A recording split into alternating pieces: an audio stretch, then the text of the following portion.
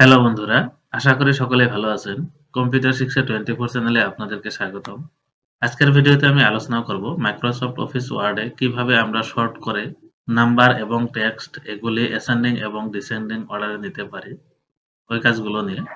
তো আসুন ভিডিওটি শুরু করি। তো এখানে মাইক্রোসফট অফিস ওয়ার্ডে দেখেন আমি কতগুলি নাম্বার এখানে লিখে নিয়েছি। তো এই নাম্বারগুলি দেখেন কোনো সিরিয়ালে নাই। তো আমরা এই নাম্বারগুলি যদি কোনো সিরিয়ালে নিতে চাই, অ্যাসেন্ডিং নাইবা ডিসেন্ডিং অর্ডারে যদি আমরা নিতে চাই, তাহলে আমরা কি করব? তো প্রথমতে আমরা কি করে নেব? সিলেক্ট করে নেব। তো কন্ট্রোল A প্রেস করে আমরা অল সিলেক্ট করে নিলাম।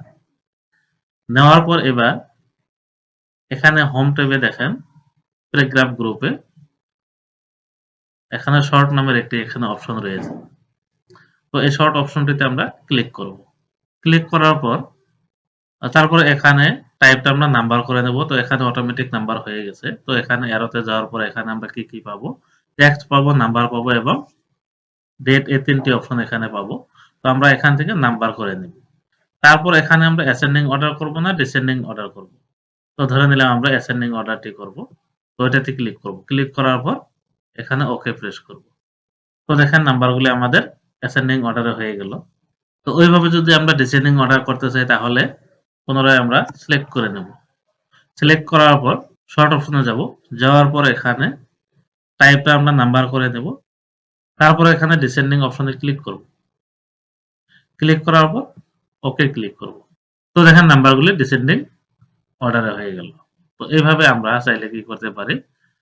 আমরা চাইলে শর্ট অপশনে গিয়ে অ্যাসেন্ডিং অথবা ডিসেন্ডিং অর্ডারে আমরা করে নিতে পারি।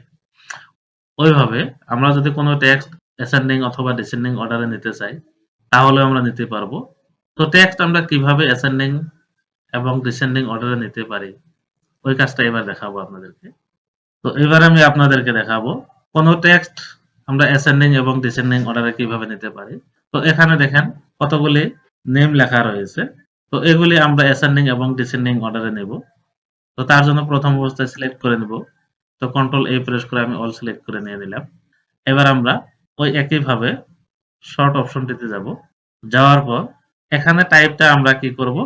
এবার যেহেতু আমাদের এখানে টেক্সট রয়েছে, তো তার জন্য এখান থেকে টেক্সট অপশনটি নিয়ে নিব। তারপর এখানে আমরা অ্যাসেন্ডিং অর্ডারে নেব না ডিসেন্ডিং অর্ডারে নেব ওই মতো আমরা ক্লিক করব। তো প্রথম অবস্থায় আমরা অ্যাসেন্ডিং অর্ডার করব। তো এখান থেকে অ্যাসেন্ডিং অপশনটি ক্লিক করব। ক্লিক করার পর ওকে ক্লিক করব। তো দেখেন আমাদের যেগুলি এখানে নেম লেখা রয়েছে এগুলি অ্যাসেন্ডিং অর্ডারে চলে গেছে। এবার আমি কিভাবে ডিসেন্ডিং অর্ডারে নেওয়া যায় ওইটা দেখাবো। তো সিলেক্ট তো আমাদের রয়ে গেছে। এবার আমরা শর্ট অপশনটিতে যাব।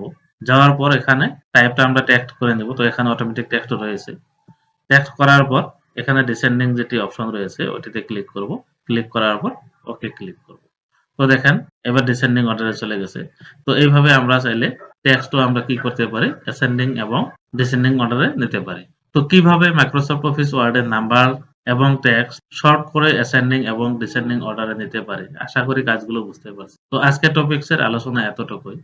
আশা করি ভিডিওটি ভালো লেগেছে। তো ভিডিওটি ভালো লাগলে লাইক করবেন, কমেন্ট করে মতামত জানাবেন, বন্ধুদের সাথে শেয়ার করবেন এবং পরবর্তী এই ধরনের কম্পিউটার রিলেটেড টিউটোরিয়াল পাওয়ার জন্য চ্যানেলটি অবশ্যই সাবস্ক্রাইব করে নিবেন।